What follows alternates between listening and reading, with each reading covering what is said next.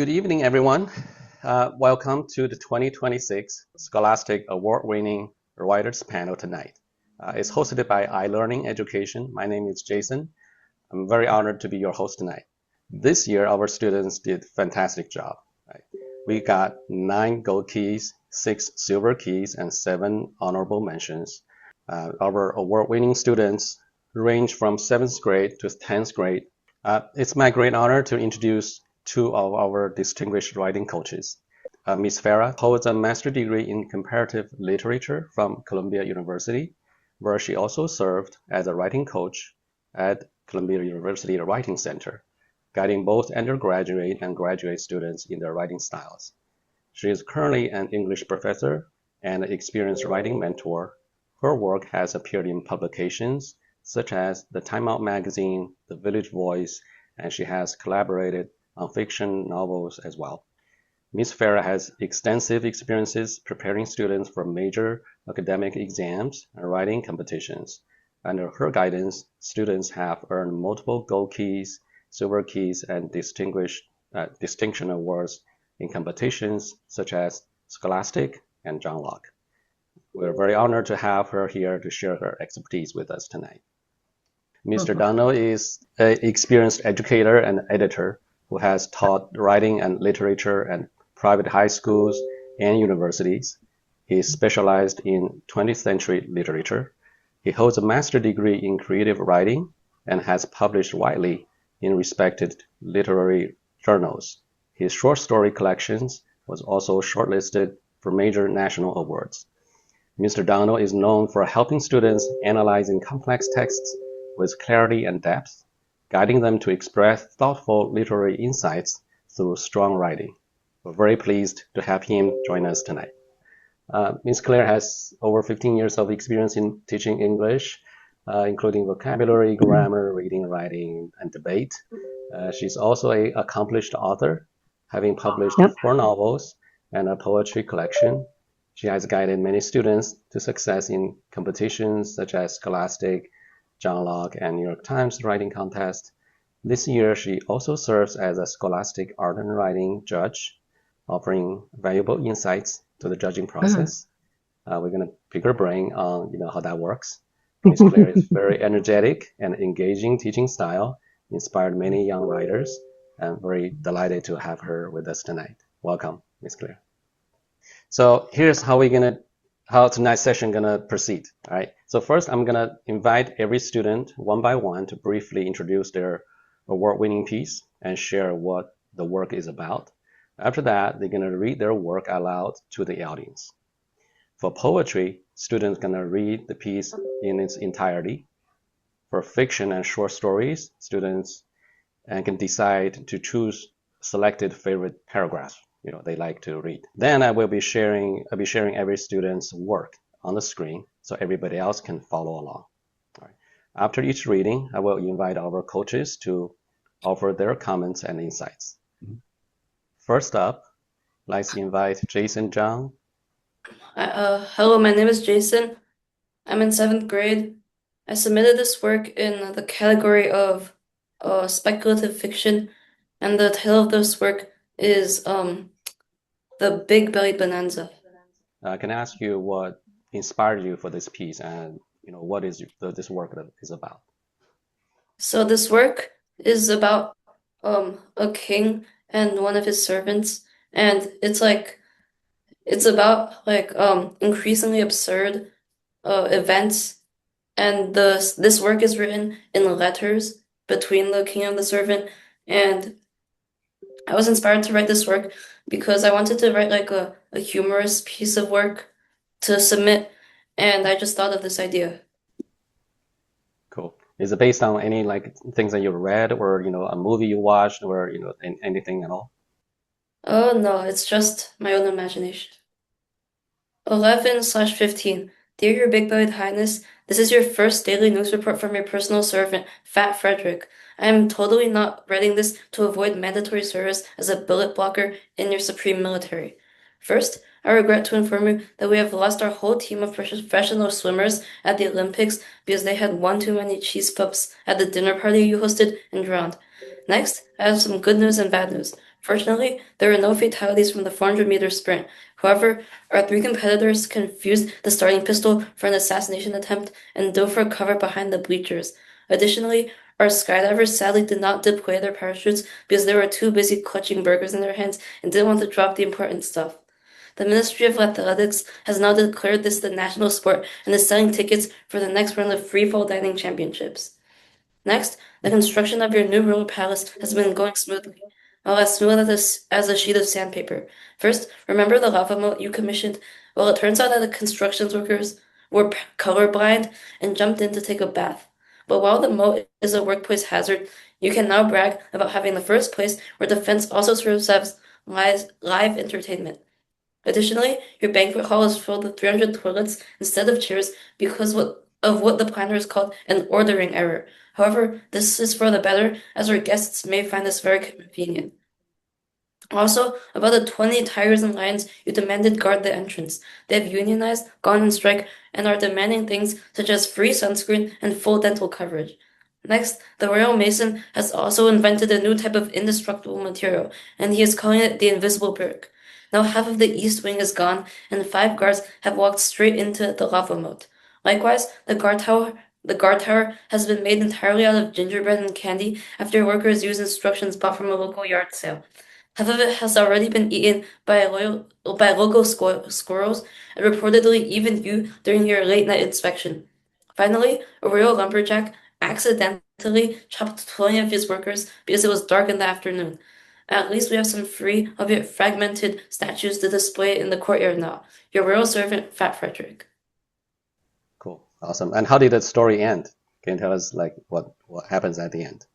So, the servant, Fat Fred, invites the king to a party, like a bonanza, and it's basically disguised to overthrow the king. And at the end is a bunch of like hilarious and absurd events that occur at the bonanza. Cool. Awesome. Well, can you remind us what award you won for this piece? Gold key. Okay. Great job. Thank you. That was beautifully presented and good job.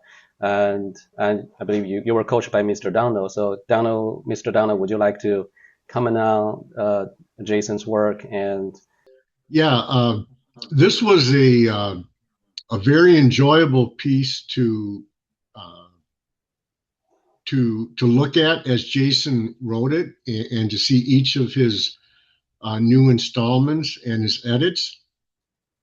I was very impressed right from the start because the humor was there, and humor is a very difficult thing to write. Toughest thing to write. Truly be funny. Jason was doing a fine job with that. And each week, he would submit, right, a continuation of the story, and it continued to improve. And then, when I distinctly remember when it came to the conclusion of the story, I thought it was a little bit of a letdown because it didn't quite have the big bang, right, that we were looking for in the conclusion. So I recommended to Jason that he rework the conclusion, and he did, and he came up with a great conclusion that really delivered a humorous punch for the reader, and which I'm sure contributed to him winning the gold prize. And so that speaks to to Jason's willingness to revise his work, to take a little bit of advice on that, but then also to all writing students, right? Because the old cliche is true: writing is rewriting, and there's often ways we can improve what we've composed. And Jason did that, and I'm absolutely thrilled that he won a gold prize. Miss Farah, would you like to comment on this piece? Well, this is my first time reading it. I want to make clear he won speculative fiction or for humor? Speculative fiction. Yeah, the funny thing is I remember this distinctly. Jason wanted to submit it in the humor section, but this year there was no humor category. So he had no choice but to submit it in the speculative category. There was no humor category? Okay. Yeah. I see. Yeah, because it was sort of, they made the new umbrella category of speculative fiction to include humor, I guess. Interesting. Yeah. I mean, I think the level of specificity and imagery is outstanding. I mean, you really see the richness of the language. I mean, you see that he really, honed in on his craft. Every word is thought through. Multiple adjectives in front of nouns and just very specific, relatable imagery. So wonderful job. Even the spacing, the format is very unique. I mean, he takes risks, but at the same time, makes a lot of references to, and a lot of very realistic historical and cultural allusions. So you can tell that he's very well read and educated and knowledgeable too. Good job. Cool. Excellent Thank you, Ms. job. Farah. And I couldn't help noticing there are 11 pages. It's a really long piece. So Jason, what really drove you to be able to produce so much content? I was motivated to write so much content because I was really excited to complete this piece, and I was I really like this I really like this story I wrote, so I wanted to make it the best I could make it. Awesome. Thank you. And I like one piece of advice from you, for the rest of the, all the students participating tonight. Is there a particular book you'd like to recommend them reading, or a piece of advice that how they can improve their writing going forward, well, for the other students? A piece of advice I would recommend is to always keep revising your works until you think it's the best it can be, and never stop thinking of ways you can improve it. Cool. And may I ask how many iterations or drafts you went through for this? 6 to 9. Cool. Did you have the more 11 pages, then revising them over and over, or do you have a couple pages only, then you keep adding on things? At first, it was just a couple pages, and each time I would add a little more, add another response, and then at the end, when it was 11 pages in total, I revised it and I changed parts that I didn't really like. Cool. Awesome. Congratulations on your achievement, and thank you for sharing this beautiful piece of work that you have. And let's move on to the next recipient. Next up, I'd like to invite Demi Zhang. Yeah, so I'm a sophomore this year, 10th grade in high school, and this poem was about just every Sunday I always make dumplings with my mom, and it was kind of a moment that I wanted to share, and I thought it was meaningful to myself, so I just wrote about it in a poem. Very nice. Take it away, then. Can you read it for us? Every Sunday, golden beams of light filter through the blinds. Flour floats across the kitchen like icy feathers and coats her wrists like winter-dusted branches. Mother stretches and folds and twists the elastic glutinous dough, wriggling underneath her warm palms like fuzzy kittens pining for their mothers. The filling rests in a chipped porcelain bowl, the rim speckled with cracks. Tenderly cut pork chunks, homegrown green beans, oyster sauce, soy sauce, sesame oil. My mother mixes these ingredients with a silver spoon, the metal scraping softly against porcelain. Under the glow of morning sun, the mixture is tenderly melded by ivory fingers. The sharp aroma of spices dance through the air, twirling into our eager nostrils. The filling is not concocted from instinct, not a recipe. Mother fills the dough-skin concave within fingers, tablespoon by tablespoon, never too much, never too little, just enough to give the dumpling a little belly swell. My mother tells me the secret of folding, not too tight and not too loose. The dumpling needs to breathe, like steam curling lazily from a piping cup of tea in the morning. My fingers press and pinch like awkward marionettes. The soft mound clings to my skin like golden drops of honey on tessellated honeycombs as the filling bulges into a mountain of pork and green beans. The pork chunks and green beans struggle and push against the dough, threatening to spill through the puckering and gaping seams. A silver metal pot cooks on the stove, the water inside gargling and burbling, before breaking into laughters of bubbles, blooming and collapsing, pushing and popping, like tiny, clear, translucent pearls. Luster dumplings gyrate within the scratched metal, tumbling and turning, edges fluttering in the cloudy water, like rose petals caught in a whirlpool. We speak in half sentences. Ready yet? Almost. Smells good. Mm-hmm. The folded crescents float to the top, pale, bobbing bundles scooped with a ladle. Water dripping like morning dew back into the bubbling liquid. Steam coils out of the pot, soft and delicate like cobwebs. It fogs the edges of the windows, blurring the garden into a celadon green haze. On a ceramic plate, careful not to tear the warm, delicate skin lacquered with beads of tinted water. I count in English, 1, 2, 3, 4. My mother counts in Chinese, 1, 2, 3, 4. Our voices slip past each other like two Arctic blue streams, sometimes converging, but never truly one. My clumsy hands grasp polished cedar chopsticks, fingers wrapped around them like a snake. The tips click and slide apart, falling out of my palms.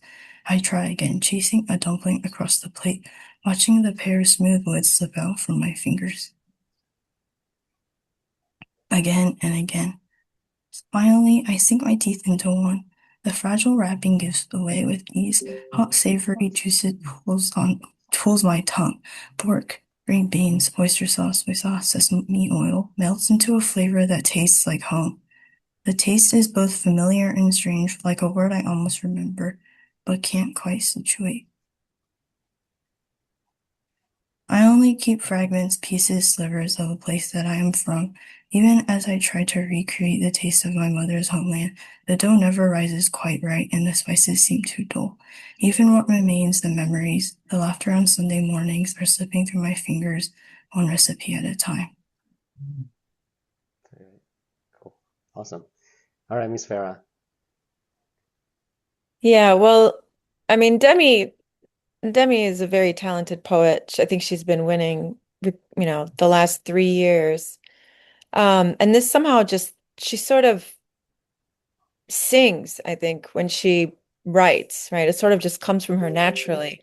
But that also happens because you can tell that she reads quite a bit, right? And she's a responsible reader. But um, you can see that, the way that she incorporates the Chinese script in here and reference to her, culture, to her Chinese culture. She does it very elegantly, very honestly. And I think that's why Demi is very naturally gifted with poetry somehow, is the fact that she's able to be honest with her words. She's able to tackle the range of emotions. Not everything is happy and beautiful. Things are difficult. And she's able to capture these sort of more complex emotions and memories beautifully in a way that you can, really pulls in a reader. Cool. Thank you, Mr. Farah. And Mr. Donald, this is your first time in reading this? What is your impression? Yes, and I was very impressed with the writing all the way through.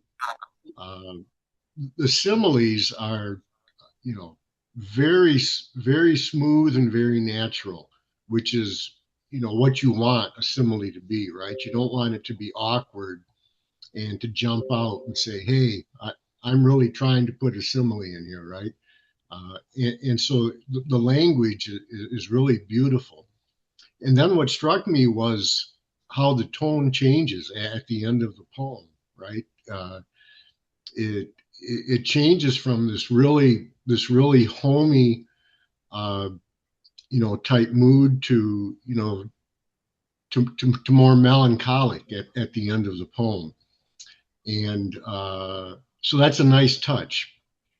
And it's something that will help the reader remember the poem is that that evocative ending. One of the things an author tries to do, whether it's in a story or a poem or even a novel, right? You want to leave the reader with a feeling or an image or something that makes the work linger in the reader's mind. And I really like the way the tone shifts at the end of this. It's very well done. So congratulations. Yes, congratulations, Danny. And this is like Ms. Ferris said, you've been winning, past multiple years. And is there a secret formula that you use, or what's your secret sauce? Yeah, would you like to share some of your, the process that you follow to produce the award-winning writing pieces every year? Yeah, well, I think one thing that's really important is to not focus on like big and dramatic parts of your life. Sometimes zooming in on small, ordinary moments can be really meaningful.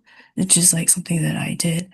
Like making dumplings, is something that's really common to me and might not be like super dramatic, but I still liked how it became very deep, in this poem. Very nice. I think that's a very powerful statement. And do you read poems a lot? No, not really. Like mainly in class. Do you read a lot? I mean, novels or others' writing? Yeah, I like reading in my free time. Um, Mainly like murder mystery or like fantasy though. Cool. And what is the current book that you're reading right now? I think it's called Extinction. It's a book. It's a thriller mystery book about someone being murdered. Cool. Awesome. Thank you. Thank you. And do you have any influence, like your favorite author, style of author that you prefer?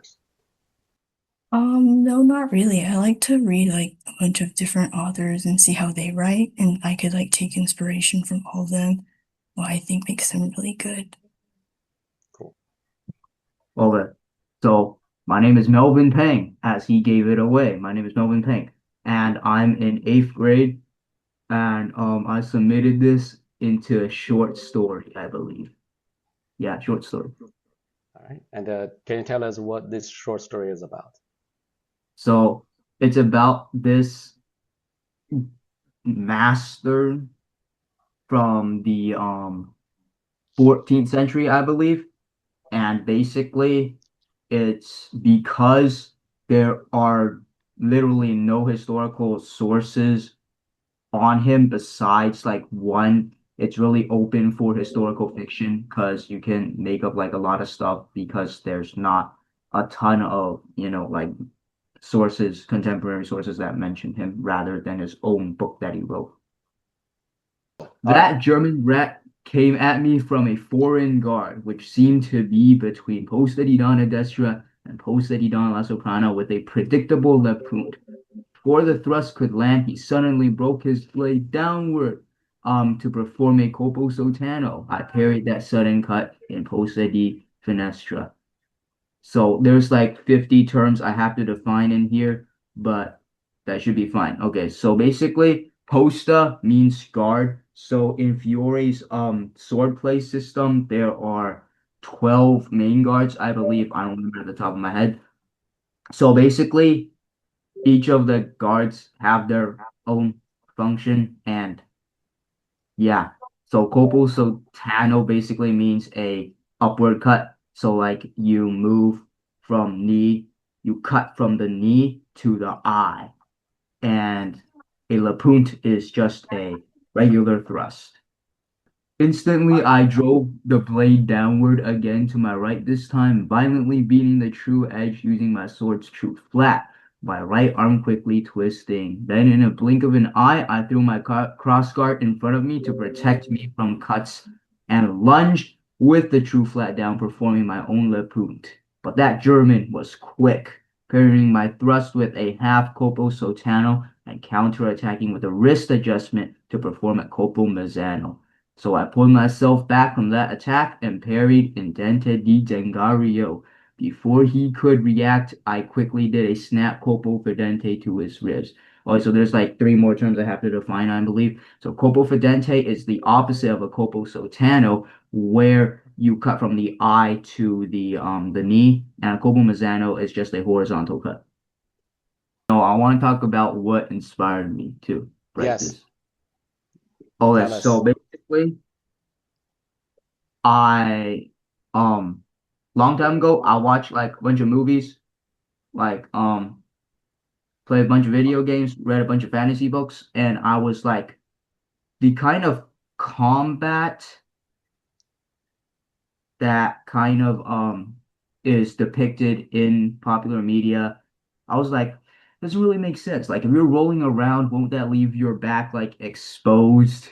So I kind of did some digging around and I found like a lot of the stuff that is depicted just does not work, and that this is real combat. So like the main purpose of my piece is to kind of introduce real kind of swordplay to people, and I really hope that people will learn real swordplay because the kind of stuff that is depicted in Hollywood, video games, and fantasy books is just clearly stupid and would not work. Cool, that inspired you to write this. Yeah, basically, I just kind of got like disgusted at the like rolling around and reverse grip and just like stuff that you would not want to. Cool, awesome. So this, so Miss Farah, you worked with Melvin on this piece. Would you like to give us, some, your thoughts on this work? It's definitely a bit of a transplant into the past, right? I mean, it's almost medieval Italy, right? So he does a very good job in this story of transporting the readers to this space. I mean, one is forced to look up a lot of these Italian terms, and but you feel like you are actually in another era. And the level of, slow motion attention to detail in terms of action and physical movement is very strong. For sure. He did a good job. Well, Miss Claire, Miss Claire, would you like to comment? Sure, absolutely. Thank you. I think it's I haven't had is it Melvin as my student before? Melvin, Is yes. it Melvin? Right. I think it's an interesting piece, and it comes from a standpoint where something is a bit obscene to him, or just not right with what he believes to be good literature, and he turns it around and says, "This is how I feel it should be." And it's great because writers are supposed to write what they know, but we also have to sound like we know what we write. So I'm really glad that he took the time and did some research. I am familiar with sword fighting, and it's very difficult to write fight scenes quite believably. So I think he did a great job, and I'm super happy that did he win the silver key? Yeah, he won the Is that what I silver key. see? Yeah. So I'm so glad for him. Congratulations, Melvin. You did a great job on it. And you have to trust your writer's instinct and say, this is what I want to write. But you also have to be, find the little nuances that work for your writing piece. And in this case, it works really well for what he was trying to convey. I don't know that I'm familiar with the particular the book that he mentioned, but it is a really good piece. Yeah. Cool. And Mr. Donald? Well, I remember Melvin from last year's John Locke contest. And what I remember most is his intellectual curiosity. So I'm not at all surprised, you know, by the reason he chose to write this story, right? The dissatisfaction with the Hollywood depiction of sword fights. So, you know, congratulations, Melvin. You know, always maintain that that intellectual curiosity, because that's, you know, that's essential. That's essential for a writer. So all this stuff about swords and whatnot reminded me of, for anyone who's interested, I would recommend this to students, Ernest Hemingway's short story, The Undefeated, which is about a bullfighter. And if you want to read just a fantastic description of the art of bullfighting, right? It's in that story. So, you know, those types of action scenes are difficult to write. And so, so kudos to you, Melvin, for doing that. Cool.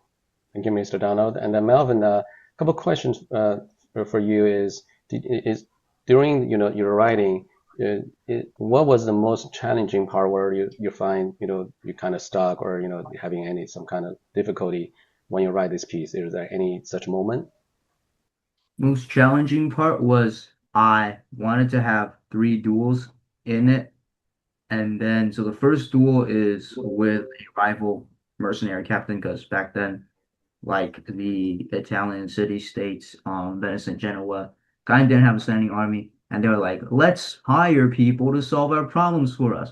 So basically, I wanted to have 3 duels, but the other 2 duels, I did not know what I was going to put Fiore against.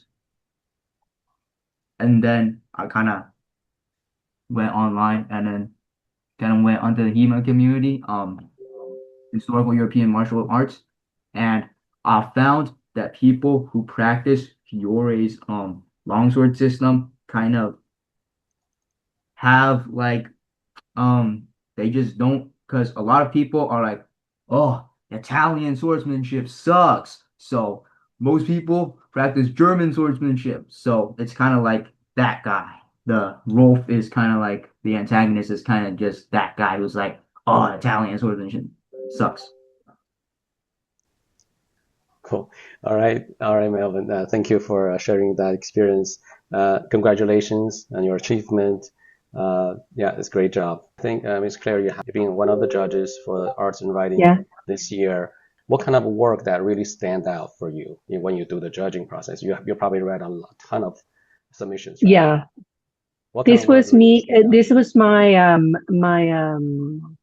my first year as a judge, and I was really impressed, to be honest, because I expected it's mostly children, right? And I expected it's not that I expected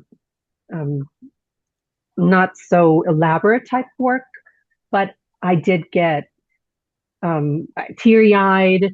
I was emotional for some of them. I was surprised. I was laughing. And when you get these type of responses from an adult, you know, from any piece of writing, I think it's a beautiful thing. So I'm surprised that people like poetry still this much, because it's difficult. It's a difficult genre. Not many people like to read it or write it, but there's a small amount of real interest in it. And I think it's important that even though it's a small amount of interest in it, it becomes something so creative and so beautiful. So I don't remember the names precisely right now. I was rushing and I didn't look at them, but I think I saw my personal preference for poetry is prose, because it's got that sort of storytelling weaved into with a mood, with the words. and I saw several pieces that I nominated for, was it American Awards?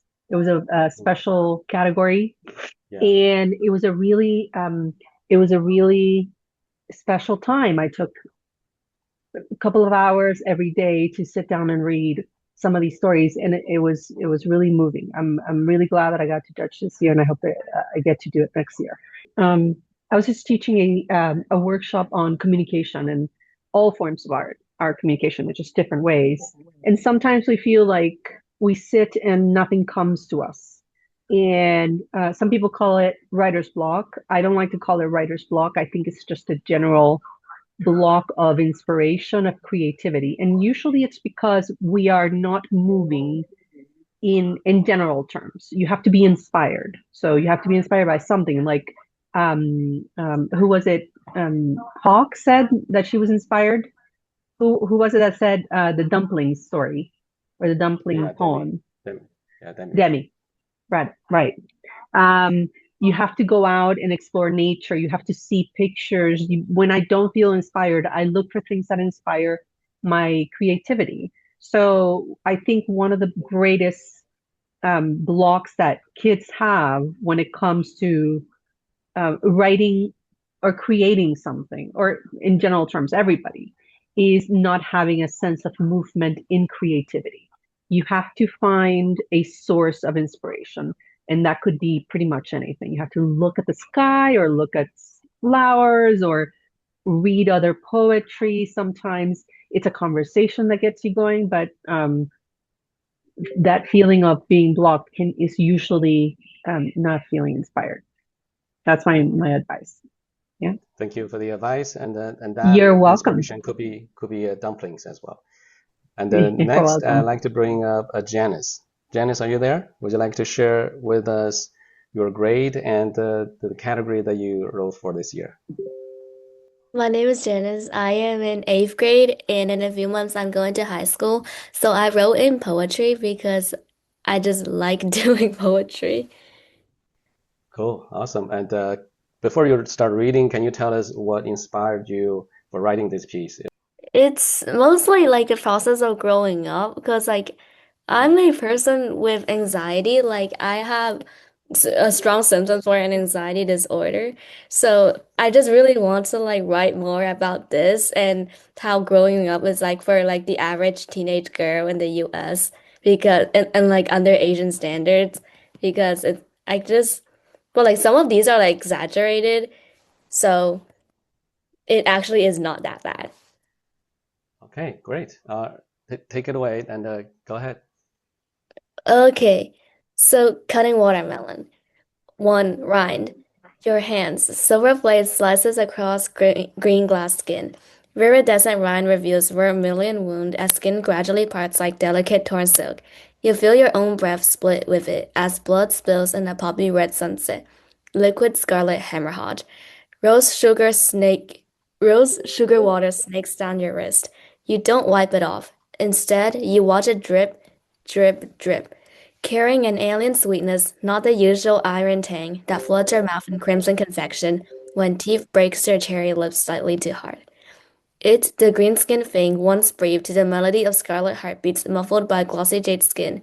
In your hands, a blood-red hymn drowned beneath ice sheets. You slowly realize, as glass skin splits open and cries, it's not a green thing with red flesh underneath. It's a ball of naked crimson flesh cloaked in emerald skin. And you, too, are a red, blood-drenched thing with boiled verdant skin. 2. Flesh. Late August air, sweet, sour, fresh. Saccharine spoiled notes of ripe flesh. When your mother cuts the glazed green skin, a little too fast, a little too clean, to a temple caroling with the rhythm of the distant drone of the Hong Kong news lady on the radio, and to the living cadence of your heart beating, scarlet triangles collapse on the clinical gravestone, blood-soaked walnut wood, red the way rain finds cement. The fruit hurts yet sings. 3. Flesh Part 2. Your father dissects the flesh in slow squares. More practical, rational, more geometric, he tells you. His calloused hand guides yours, slicing the rows first, then the columns. Order matters in geometry. Wound cries out non-stop, cascading. The waterfall won't stop, won't slow. Tears of sweet August wet its bleeding skin, sobbing, begging mercy from the hand. The rivers don't stop flowing, don't stop crying, clear red flesh bearing for the world to see, blushing its cheeks flying too easily, as hawk eyes fixed on glassy green skin stripped away, leaving only naked yellow rind for them to poke and tear apart. You say it's just a surgery, and you hum a song that feels like the tunes your mother whispers when the silver needle pierces your arm skin. You tell the green skinned patient to believe in itself to cure its pain, so it's all right. At least you believe it is. It doesn't know still. Comfort sings in a sugar-coated voice. 4. Juice. Your parents say it's perfect already, no more cutting. But you decide to slice the thing's skin yourself, away from the lurking hawk eyes, briskly and cautiously. Emerald opens, carnelian answers. Black seeds an anxiously symmetrical circlet in a sea of blood red. The green-skinned thing is wet and crying, and you decide would be cut this way. Some squares and some triangles, irregular mirror parallelograms, and mahogany rhombuses. Flesh glimmers like kitchen sunset, just as confused as you are. The same river spills, spurting, gasping, branching red arms from the broken fin pulling around green fragments of skin more beautifully than anything. Rose endometrial water. It looks painful. It feels alien. It's painfully alien. Can you feel it yet? The thorns picking your lower abdomen, choking your body like overgrown honeysuckle vines. It's all right. It hurts nothing more than the green skin you are cutting on the chopping board. Thorns so sweet of a prick. You eat standing behind the kitchen counter because your heart aches by the green skin thing you're performing surgery on. And you pretend that's all. That's the only reason. When you eat standing since sitting hurts your abdomen, admitting the change you've been through. Eat standing like you did when you were a toddler, wide guppy eyes, twin braids, and legs planted on a blue plastic stool because sitting feels too formal, too grown. 5. Seeds.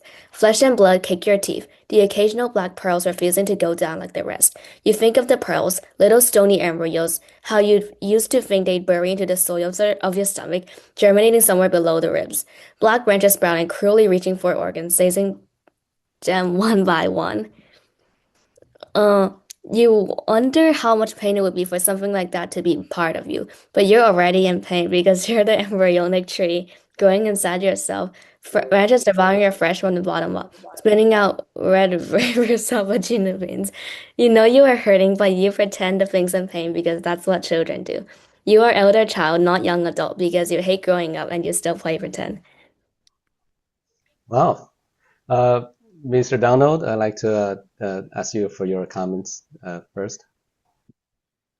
Yeah, what I found interesting in this poem, and I'm glad you scrolled back to the first page, is that the reader senses some tension here within the speaker of the poem when the right at the end of this first verse type here, where the the watermelon is cut, and the as the speaker says here, rose sugar water snakes down your wrist.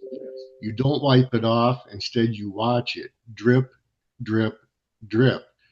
And the speaker can't help but think, or the reader can't help but think that the speaker is giving us an image of a cut wrist, right? With blood dripping off a cut wrist. So that gets the reader's interest, this tension in the poem.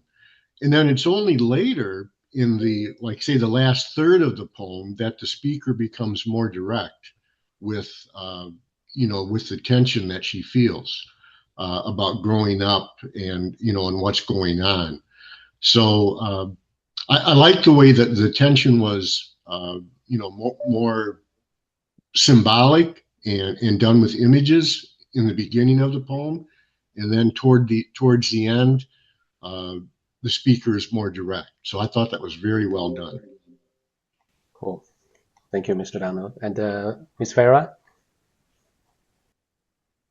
Yeah. Well, Janice is has won a couple times before. And it's funny because Janice can write a lot. Janice will write and write and write. So this genre of poetry suits her nicely because it forces her to sort of structure her thoughts and the images a little more. And you know, at one point I told her, I said, I think you should think about capitalizing some of these, you know, new sentences. And she, you know, she came back and said, actually, I'm doing this on purpose. It's meant to feel long-winded and sort of anxious, right? Because that's how I'm feeling as I write it. So, and then I encouraged her to kind of play with the formatting a little more. And you can see that she does that, right? With the drip, the drip, the drip. And, you know, again, Janice is a natural poet. She fulfills the task of poetry, which is, you know, to really preserve a moment almost visualistically. You know, you're really pulled into her imagery in a way that you can hear and taste and really see. And the beautiful thing about this poem is she has multiple themes going at once. And that's something that, you know, we've noticed Scholastic obviously really, you know, likes to have multiple themes, you know, smaller ones, maybe the more insignificant, but also the bigger, more significant ones. And she does that very, very gracefully here. Very nice. I'm so glad you won this. Yeah, I'm glad she won. Cool. So Janice, this is a gold key for poetry? Yes. Cool, awesome, congratulations. And let me guess, this is when on a Sunday morning your father and mother are cutting watermelons. You were like observing that. That's where it sort of came about. Yeah, that's how it came. But it was like not like in the poem. Like I was just regularly cutting watermelon, but then I decided to write it this way because it's interesting. So congratulations, Janice, on this, and yeah, well done. And just a couple more questions I have for you, Janice, is so do you have the feeling that you're gonna win with this piece? You know, when you write it, or is it like as you know, providing more revision and it start coming to you that, oh, this thing is good enough, you know, I got something. It started like coming to me, but like when I started it, I kind of doubted it would win, and I'm like, who's even going like this? They're gonna think this is too extreme, and they're gonna like probably freak out at this poem or something. But then like I kind of decided to like keep writing it because it's really raw and it's really like my feelings, so it probably feels and I felt really real as I write it. So I just kind of hopefully they would feel the same too, and I guess they kind of did. All right, so do you have any advice for, you know, other students who are participating tonight, and, you know, any advice for them to become a better writer? It's kind of the same as Demi's. Like she also said to like pick a small part about life to write about, but then like you should also mix it with some like really raw emotions that you have. Like for me, it's anxiety. Like it's something that is like really normal to me. So I think it's really like no real to like write about that. Uh, like if there's any special part of you, you can mix it with like whatever that like small daily life thing is. And the other thing is to read more and read more about the winning entries and just read more about imagery and you kind of get on how to write that. Cool. Thank you for the advice. Is there a current book that you're reading right now? I'm reading Divergent by Veronica Roth because I like dystopia. Cool. Awesome. Thank you for the suggestion. All right. Thank you, Janice. And next, I'd like to bring up Emily. Emily Guo.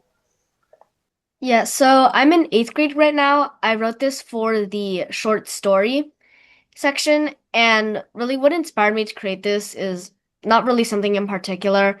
I just like to write about stories that have some connection to like current events and problems right now. Like this one's about generally like society and climate change, stuff like that. Start from beginning. Yeah, sure. We can just read a couple paragraphs from the beginning. Sounds good. All right, go ahead. All right. A long time ago, there were stories about sunsets. No one had ever seen one, but there were tales passed down from people who lived on this planet decades ago. They said that when the day began to turn into twilight, the sun would start to sink behind the skyline. It would illuminate the sky with glowing rays of crimson that melted into amber, with marigold and rose smears rising from the horizon. But the dark gray sky above them had blotted out any chance of this sunset myth coming true for generations. Older people who lived in the community said that a person would only ever get the chance to see one if you were a sky citizen, people who were rich enough to afford a home above the layer of smog that covered them. An impossible dream. In sky cities, wealthy sky citizens lived in towers that breached the gray clouds, where they lived luxuriously. These people could afford the elaborate ventilation systems that cleaned the air and sucked out pollution. Some people said they would even grow gardens and kept pets. Todd, a 20-year-old with no other family other than his hospitalized sister, was a poor ground dweller, who were poverty-stricken people who lived on the ground below the smog, sporting dusty, overworn clothing and decrepit boots that could flake into pieces at any moment. He appeared to have been chewed up and spat out by the clouds themselves. His hands were stained with a layer of thick grime all the soap in the world couldn't wash off. His amber eyes were half hidden beneath soot and tiredness, and his tangled hair, gray with dust, made him look far older. The air in the ground cities hung thick and gray, so heavy that Todd half expected it to drag the sky down with it and crush anything below its ashy weight. A choking fog scraped at his throat with every breath, and an acrid tang lingered in the air, clinging to his tattered clothes, skin, and even to his thoughts. Todd stopped dry heaving long before. There was no point in it. It wasn't like that would clear the air he breathed. Flecks of dust drifted lazily in dark swirls, burrowing and slithering into his very brain. The parched earth was bare, its cracks filled with the ghosts of roots long dead. Clusters of squat buildings rose from the gray ground, broken only by blackened skeletons of trees, their leaves smothered by tendrils of hazy fumes. In the end, though, there was not much that could be done about the residential smog-filled air. Everyone knew that Earth had always been like this, and that there was no other place to go. The ground dwellers knew that the sky citizens were trying their best to come up with a solution to the ground dwellers' grievances about their local air quality. People had learned of the sky citizens' efforts to help clear the air down here.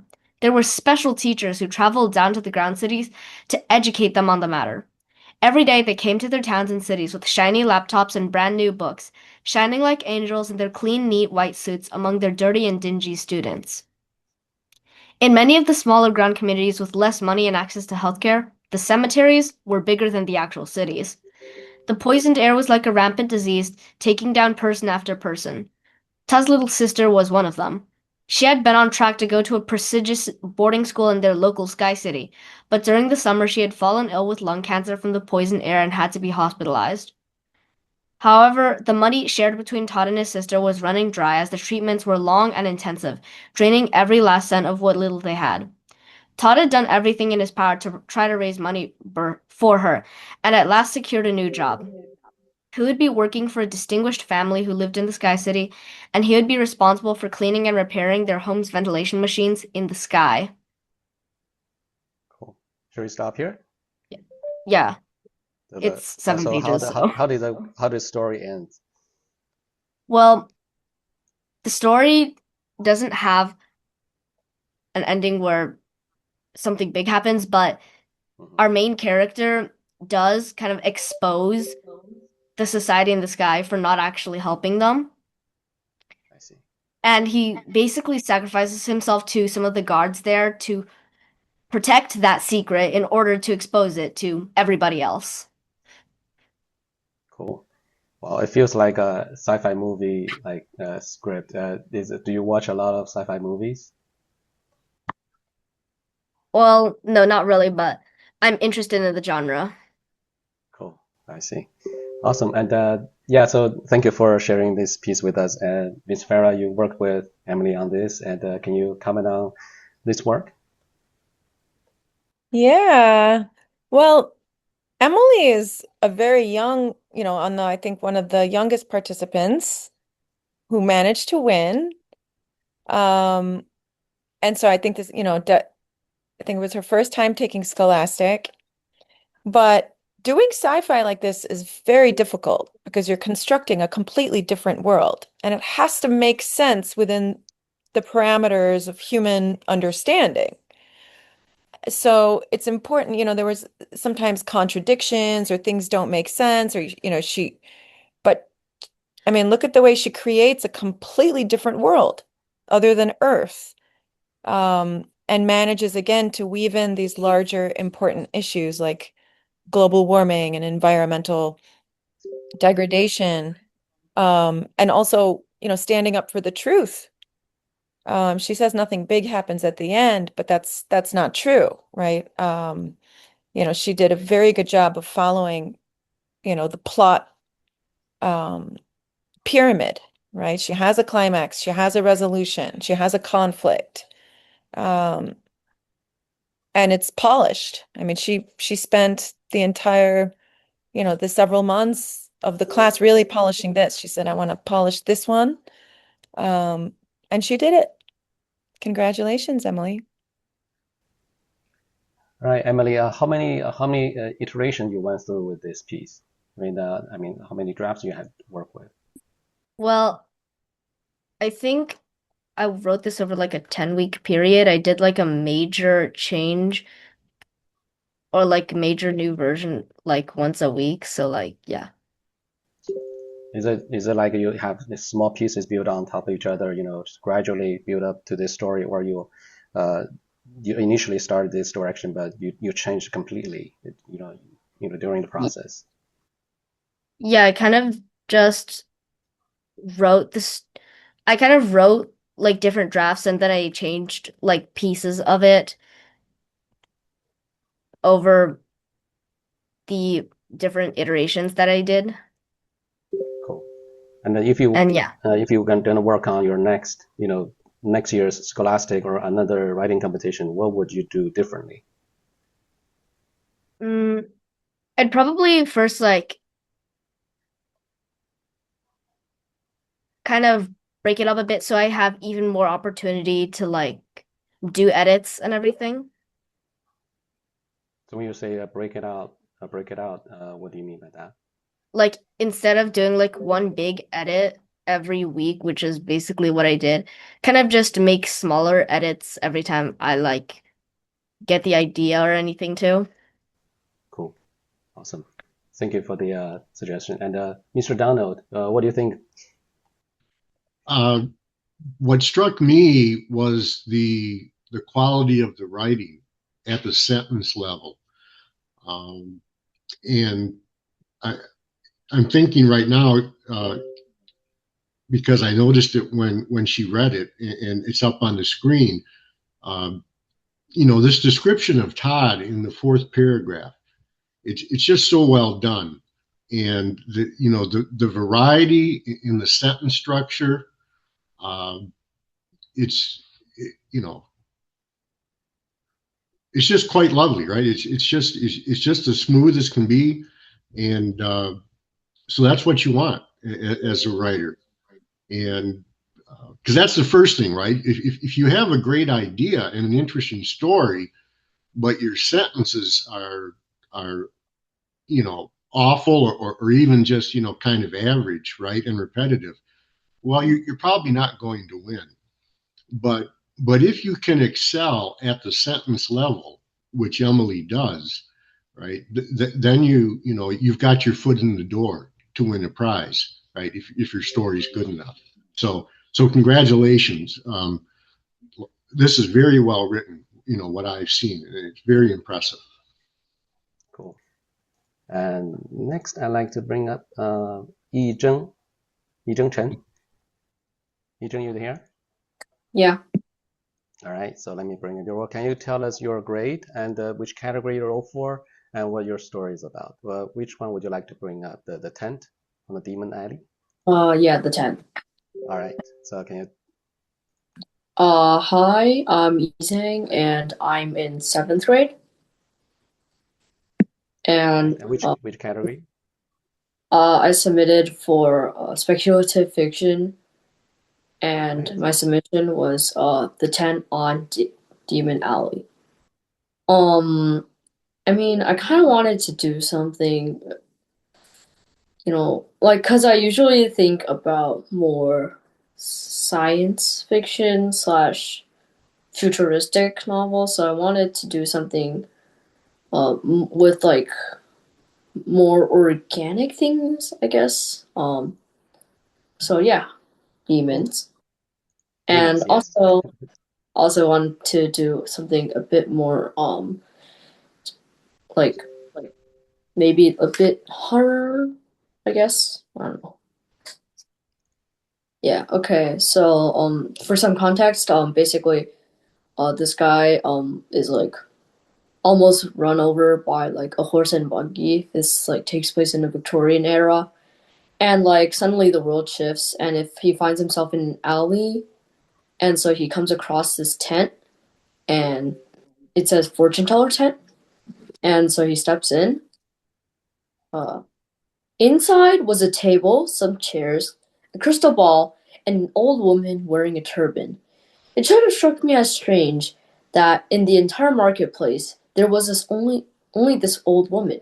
But instead, I just stood there. The woman had her hand outstretched, palm up. It occurred to me that she was asking for payment. I offered her a coin. She instantly hissed and recoiled. No, not coin, not coin, she muttered. I reluctantly handed her a paper bill, then took a seat. The woman started chanting incantations, and the crystal ball on the table started glowing. I figured she had just secretly lit a gas lamp inside the ball until her eyes snapped open and started glowing too. Her gnarled hand shot out and grabbed my wrist. I foresee a terrible future for you. Terrible, she rasped in an inhuman voice. I pulled away from her and watched in horror as she underwent a gruesome metamorphosis. Her limbs elongated and her mouth grew wide into an eerie smile. Her jaw unhinged to reveal a sickening array of long yellow fangs. You cannot escape your future. I might as well make your end. Your lovely fingers will make a great addition to my collection, she screeched. She stood up on all fours. Every wart on her face split open, revealing hundreds of yellow eyes with slits for pupils. I lunged towards the exit, hoping to get away from that hellish creature, but instead found myself in another room of the tent. This one had countless cages suspended from the ceiling, each containing a bloodthirsty creature. Hunt, my children, hunt! Once this puny little thing is slaughtered, you can have the leftovers. I took the puny little thing to be me and spit out. The walls of the tent pulsated, glowing with colors that my eyes could barely perceive, and each cage door opened. My heart leapt higher as each one of those abominations crawled, scuttled, or splittered out. Soon a stampede of monstrosities were chasing me, led by the former crystal gazer. I ran through room after room until I saw one lined with shelves containing an array of fingernails, eyeballs, and bones, all human. I screamed when I realized that the carpet was made from human skin, with tassels of hair. This must be the collection, I thought. Just then, the horde of beasts erupted from the wall. I backed against the wall as the fortune-teller demon stalked towards me on its long appendages, still grinning. I fumbled in my pockets and found my coin. With the last of my courage, I chucked the little coin, without much hope that it would deter the beast. I closed my eyes. Suddenly, I heard an unearthly sound. It was coming from the demon, who seemed to be getting absorbed into the coin. All the other demons who tried to escape got sucked in too. The fortune teller let out one final howl as I burst through the wall behind me, back onto the sidewalk. I lay sprawled on the ground, panting. A small group of people surrounded me. You okay, sir? An old man asked. That fellow sure was driving fast. What? I guessed. You know, the buggy. You sure you didn't knock your head or something? Not a second had elapsed. I think the old man told him that I was fine, then hurry up. I didn't go to find the job. I have not exited my house since an inheritance I received from my father gave me that security. And here I am, hiding away in my boarding house. I refuse to even let the landlady in, and my meals are left outside the doorway. I feel as if I am on the verge of passing on every day. And every day I ask myself, who did this? Was it fate, the demon, or my own cowardice? Cool. So do you read a lot of like books or stories similar to what you wrote to get the inspiration or the type of style of writing? I don't read that much horror. I do read a little bit. I got the Victorian era like setting from because I read like a lot of Sherlock Holmes. Sherlock Holmes. Yeah, I see. I'm really a fan of it. Awesome. Yeah, like that. Cool. So, Mr. Dono, your work with Yizheng, and can you share with us, what your thoughts are on this piece? Yeah, I'm very very glad that this story is a prize winner, and one of the neat things about this story is the narrator, the first person narrator, and at the start of the story, he's writing this, as an old man, and then he recounts this experience with the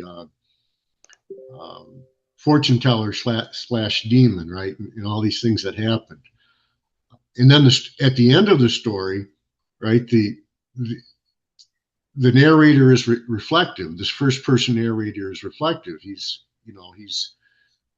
wondering who's to blame, right? The reason he stayed holed up in his house all this time, and so I like that because one of the things I tell students is don't forget about internal conflict, right? Which is really the most important type of conflict in any piece of fiction is the internal conflict.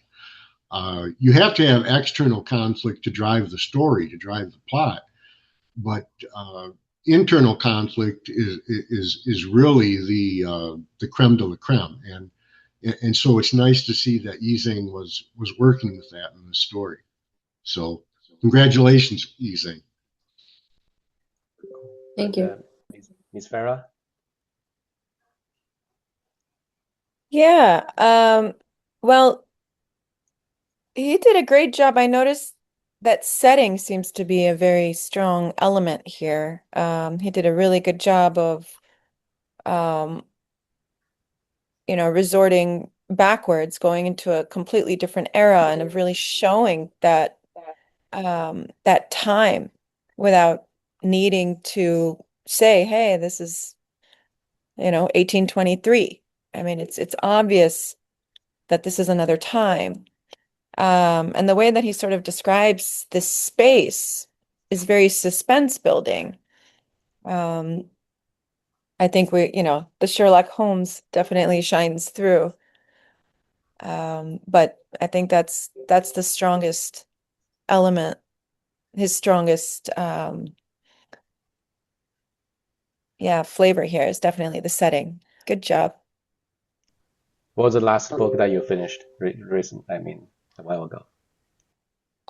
It was a Sherlock Holmes novel, except it was written by like another author. Oh, I see. Cool. Awesome. Congratulations on this. So next but not the least, I'd like to bring Madeline. Yeah, hi. Hi, Madeline. Can you tell us your grade and the category that you wrote for this year? I'm in 8th grade and I wrote for short story. All right. And you won gold. Yeah. Congratulations. So can you tell us a little bit background of this story because I've noticed also many pages. Yeah, so basically there's this girl and her mom died when she was younger, and then her dad had to take care of her, but then he went on and married a new woman. And this girl, she's really angry and like feels like he didn't really care about her mom or her. So after she left for college, she never really contacted him or visited until her dad died. And then she has to sell her old childhood house that she used to live in with him. And then she finds many memories in the house that make her like very emotional. It had been 5 years since I took a step in that enclave. This house was a hovering spirit haunting me deep inside. It was like a burden I knew I had to face, but tried to deter. Deep in my heart, I knew I had to face it again. I had never wanted to return. I really shouldn't have. This place retained hours of constant arguing, crying, and hatred. I had only returned to initiate the cleaning process, as it had just been sold to a new family. The weathered house didn't open its arms. It waited, cold and quiet, like a patient holding her breath before a final exhale. I pressed my palm to the door's glass and felt a chill slither into my skin. The stinging glass door had absorbed the numbing winter air. Faint fingerprints blurred the surface, smudges from small hands long ago. Body heat radiated off my fingertips, impressing a print onto onto the fog stains like old secrets refusing to be forgotten. The door stuck, just like it always had. I had to shove it open with my shoulder like I did once when I was 12 and carried one too many groceries for my dad's rundown crimson truck. The now dilapidated door groaned against its hinges, the sound soft and worn like an elderly man sighing alone in a cold, empty room. The smell of the house was the same as it was before. Dust, old wood, and the coffee grounds of my dad's favorite brand, Pete's, the one he had every morning before dropping me off to school. There was something else mysteriously looming in the air. It was all too familiar, like warm sunshine on skin and prickly grass beneath a child's feet. It was sweet yet bitter, like memories.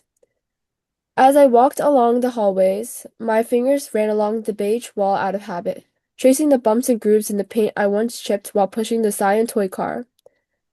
My dad had gifted me that toy for Christmas after I became obsessed after watching the first Cars movie.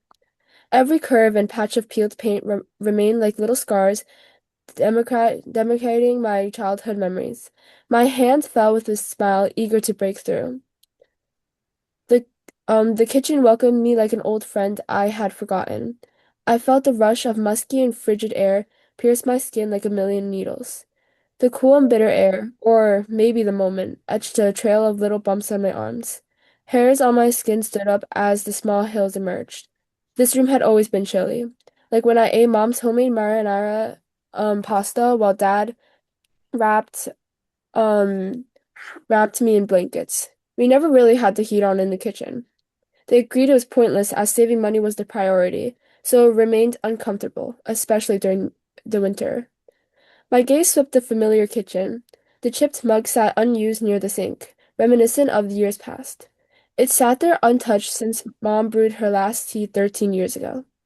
I can still recall when she hummed her favorite song, Walking on Sunshine by Katrina and the Waves, while stirring her beloved chamomile tea with a warm smile that could brighten the darkest day.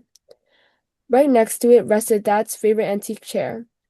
It was pushed in and waiting to be used again, not knowing that would never happen again. The weight of that thought tugged like an unwelcome burden at the edges of my thought, but I let it slip away, like rain in a rusty gutter. One moment still hovered in my mind like a ghost stuck where it died, haunting there forever. The fire inside my heart when my dad cracked the news that he had met another woman rages inside. Cardboard boxes were stacked along the hallway. A wedding invitation gleamed viciously on the coffee table, glossy, untouched. I sat cross-legged on the floor, holding one of Mom's scarves.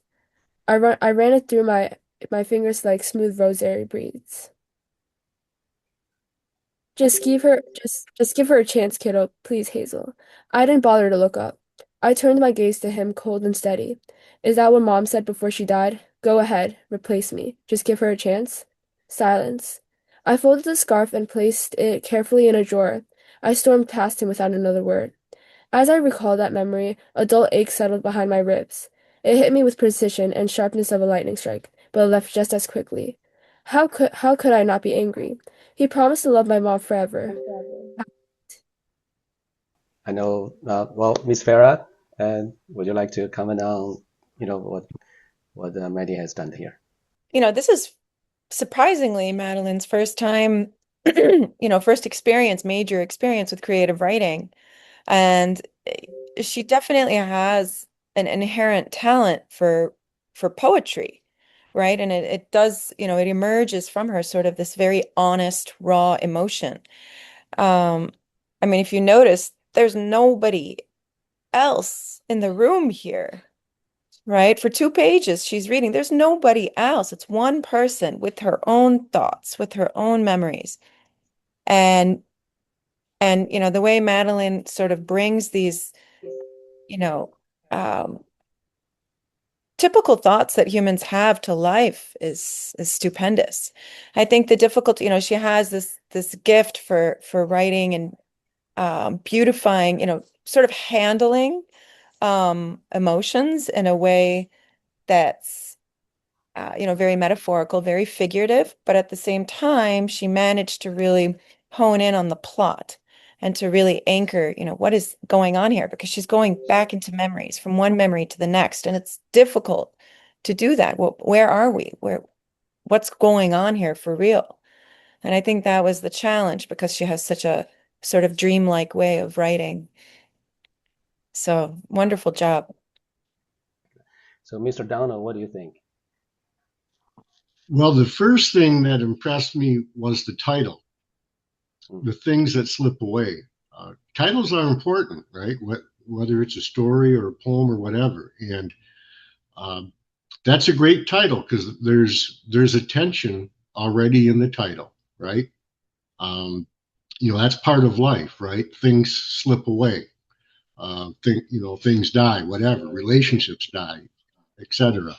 So that's a great title. It gets the reader's interest. And then I love the way that Madeline personified the house, starting with the first sentence of the actual story, right? The weathered house didn't open its arms, right? And then in the next few paragraphs, right, this house really becomes like another character. And I just thought that was very well done. And then one other point, I like the specific detail about the song that the narrator's mother liked, "Walking on Sunshine," right? Now I'm old enough; I can remember that song, right? And I can remember, just that chorus, right? I'm walking on sunshine, right? I can remember that much, but that goes to the importance of detail in the writing. I remember Stephen King, grousing about how his editors for years didn't want him to put like specific names of soda or whatever, right? They just wanted him to say soda, not Pepsi or cola or RC cola or a particular brand of beer, and he fought them every step of the way. And and of course he was right.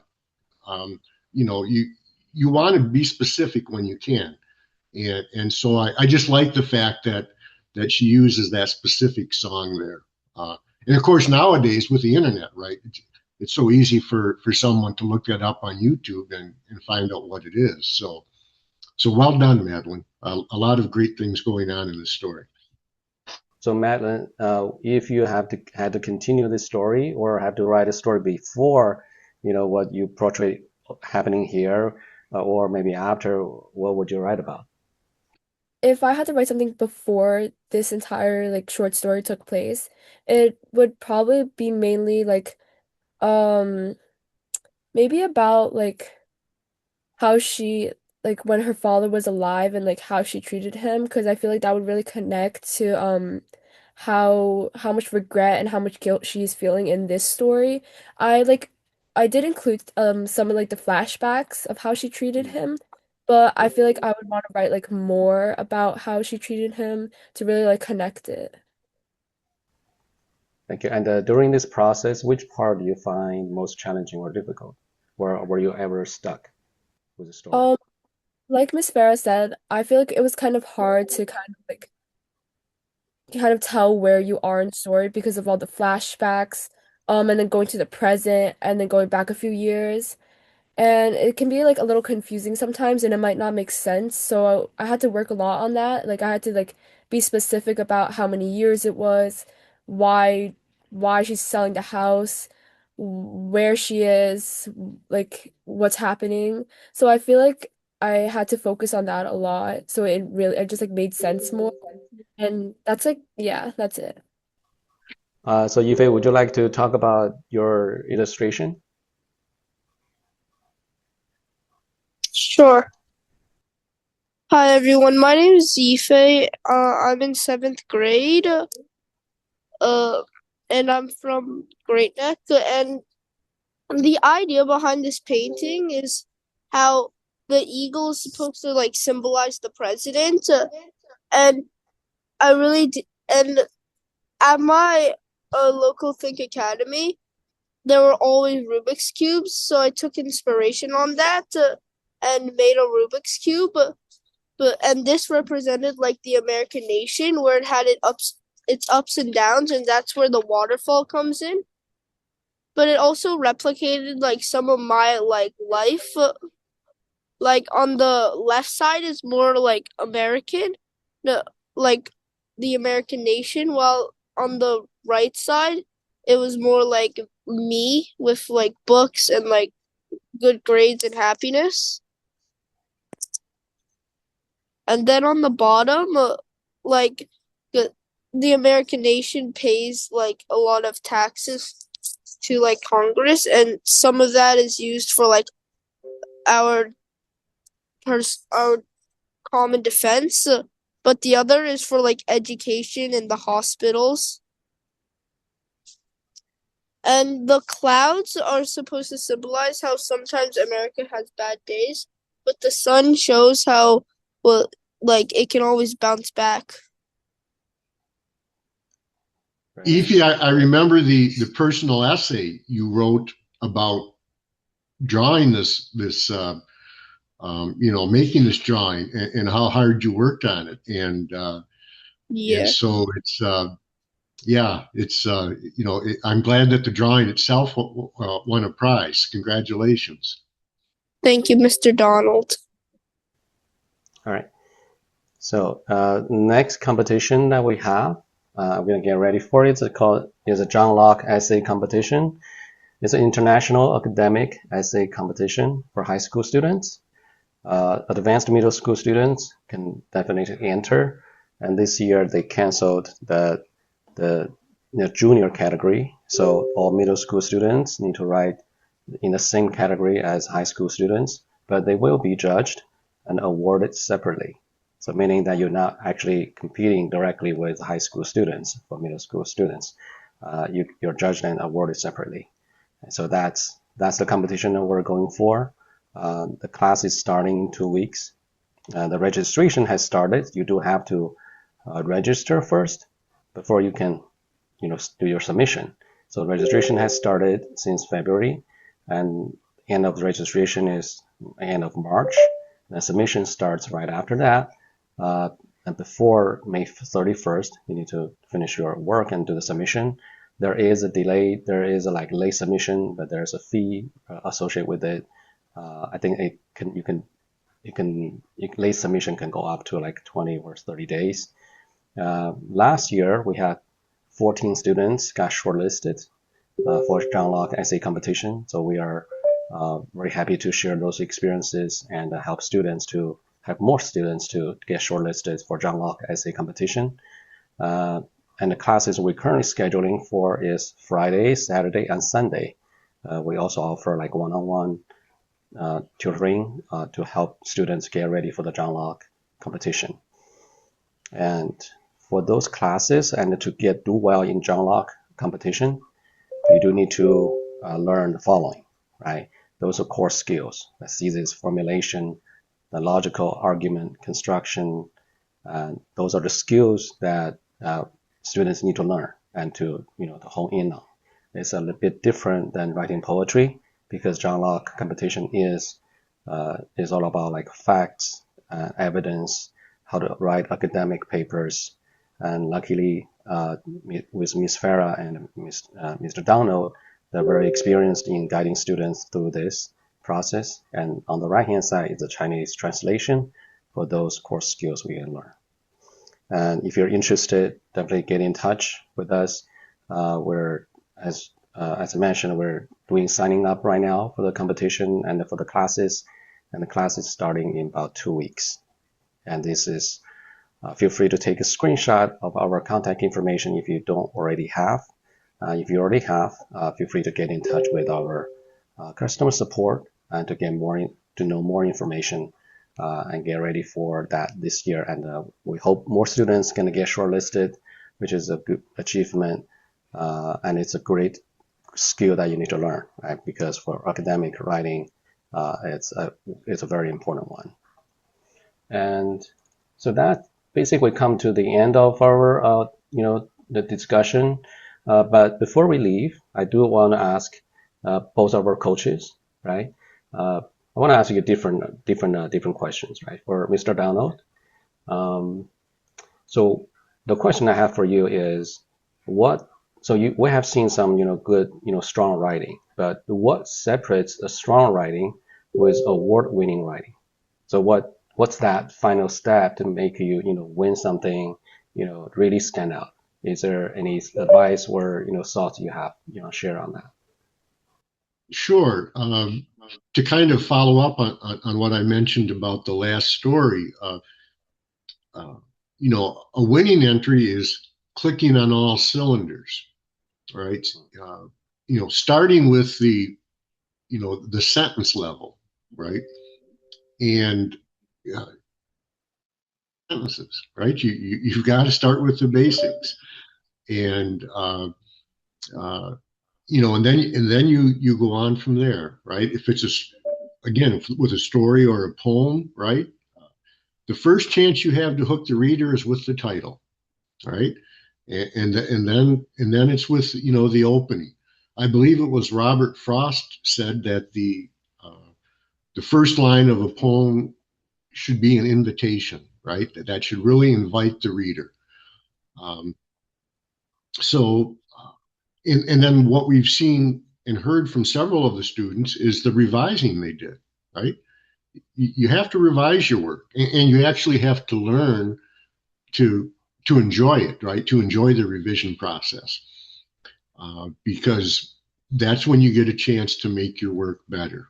And so I would urge students to keep doing that. And also, I would urge them, to read, right? To read. Read a lot. Okay. Read whatever, right? If you're a poet, just read a lot of poetry, right? And not just modern poetry. Go back 50 years or 100 years. Just go to the library and just pick out some random books, because you'll learn something, each time you read a different book. So again, congratulations to all the students. Great to see, so many fine entries and winners. Thank you, Mr. Donald. And Ms. Farah, you have worked with many students, right? And students on different writing levels. Some win awards, some don't, but still good writers. I want to ask you, so there are students who has been improving year over year, right? They become better writer as they grow more mature. They read more, they write more. But there are also students who has been staying on the same level, hasn't changed much, right? So what if there's a habit, right? Well, maybe one habit or two habits really separate those students who can improve over time and those who have stayed on the same level over time. What will be those habits? Thank you, Jason. I think the biggest thing, especially in creative writing, fiction writing, is to show, don't tell, right? It's really easy to say, oh, Todd is happy, right? But that's also not painting a picture in the reader's mind. It's not capturing your reader into a special moment. They're probably still thinking of other things as they read such a kind of flavorless line. So this is where I really push figurative language, right? Okay, instead of Todd is happy, how about Todd's heart danced in the air, right? Now you have an image in your mind. You have you're personifying heart, right? Now his happiness and his heart are sort of have a life of their own, and you have so much to work with. So, I mean, really, writing is, this kind of writing it's art, right? It is art. And that's why, as Miss Clara was saying, going to museums and walking in nature and listening to music, that this is all culture. They all feed into each other. You need, to, exposure and experience and to live in order to have anything to write about and to be able to have food to draw from. Could both of you recommend some, I don't know, specific title of book for students to read, or, things that they should learn? If they want to participate the Scholastic next year, what should they start doing, or what book they should start reading? Mr. Dano? Well, for the poets, I would recommend a Pulitzer Prize winning poet from my hometown of Saginaw, Michigan, Theodore Reski, who is just a wonderful poet. And, students can learn a lot from reading him. His family owned a greenhouse in town, and so a lot of his poems deal with nature and, just a wonderful poet. And he also wrote poems for children. One of our student authors, mentioned anxiety, right? Theodore Reski had some anxiety issues and stuff. So anyhow, Theodore Reski I would recommend for poets. And, a good short novel, actually a novella, which I would recommend for any student, is The Old Man and the Sea by Ernest Hemingway. And if you want to see poetry actually in prose, right, you'll see it in that short novella. And also, it's just a great book. It's just a great book about perseverance, which is something we all need to be reminded of. So I would recommend that highly. Thank you, Mr. Donald. And Ms. Farah, anything you'd like to recommend to students to read? Yeah, I think a couple books, especially if, as a first generation American, or if you're always sort of thinking about culture and culture politics, which I think a lot of students are, is Junot Diaz. He's Dominican, Junot Diaz, but he does a lovely job of really incorporating, Spanish into his texts of, a lot of cultural elements, bringing, sort of integrated with American identity and culture. And I think it will lead students to at least feel a little more confident with, referring to their own cultural histories and identities. Also, in terms of figurative language and poetic language, I would say Picture of Dorian Gray is really good. Because it is a novella, but it's poetry, right? And I think students have a hard time with poetry. So, if you can find a novel that employs poetic language, in a story form, it's a good way to sort of transition into poetry. And as far as poetry goes, I think kids would benefit a lot with just a simple anthology that has a little bit of everything. And this way they can kind of go through it. They can see, do I like William Blake? Do I like contemporary poetry? Do I like Victorian? If they get having sort of just a big anthology around so they can taste test things, was probably, the biggest gift I had growing up. And then you figure out who you like from there, and you can, focus and move into them a little bit more. Because poetry is difficult, but I really, I think if you're taught poetry correctly, everybody will learn to love it and appreciate it. Cool. Thank you, Ms. Farah. And I think that's it for today. And yeah, thank you for recommending wonderful wonderful advices and recommending books for us to read. As we wrap up today's discussion, I'd like to leave everyone with one of my favorite quotes, and also about reading, is from the author Stephen King. Here's the guy, and he said, "I'd like you to help me complete that if you know this quote. If you don't have time to read," anybody know what's after that?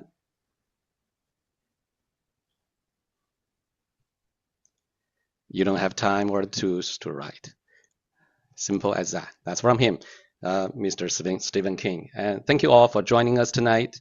So keep reading, keep writing, and keep thinking. Good night.